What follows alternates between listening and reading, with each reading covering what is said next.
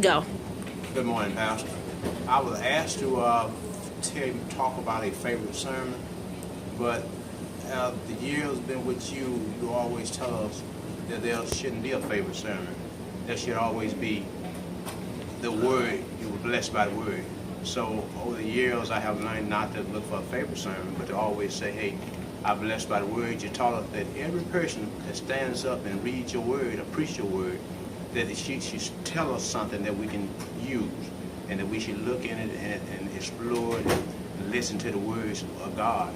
And I thought about it when you say the Word. I remember when you first come here, Pastor, there was times when you couldn't be there before we had a lot of ministers. You would tell me to actually, when you first came, you taught us that not so much which one was the best sermon, but you taught us that when the Word was being preached, there was always something in the Word that was going to help you through the week, or help you through the month, or help you through your life.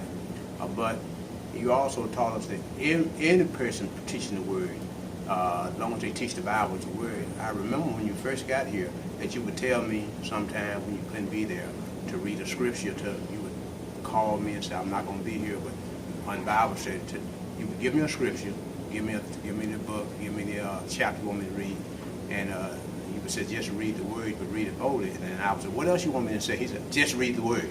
And I would ask you again, something else about it? He said, just read the Word. If you read the Word, God will do the rest. God will get it explaining to you.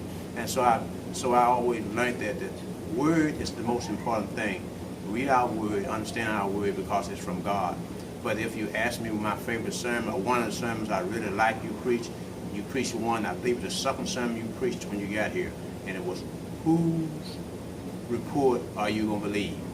And that's the story of when Joseph was sold into slavery by his brothers, and when they went back to their father with the coat they had sprinkled blood on, they told their father that he had been killed by the lions or the beasts.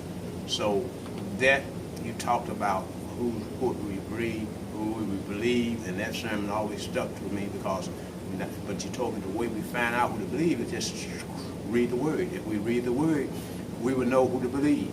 The Word is always going to give us the right way to go, and I thank you for that sermon, because now in the situation I find myself in, I go back to what does the Word say.